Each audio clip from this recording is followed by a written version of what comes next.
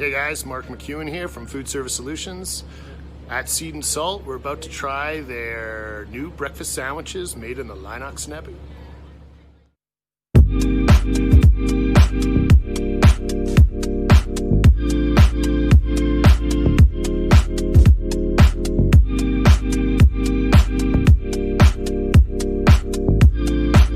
Hi guys, I'm here with MJ, co-owner of Seed and Salt.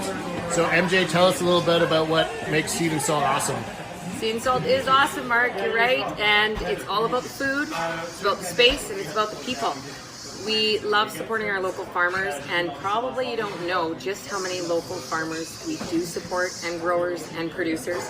From our honey that comes from Kaylee, our microgreens from Micro YYC, our farro from Armstrong, and the list just goes on and on. Our oats are incredible, and our oats are used in our granola, our overnight oats, our hot oats that we serve in the morning, and our cookies even have those incredible oats. You just have to come, you gotta check it out. We love our local producers, our farmers, our growers.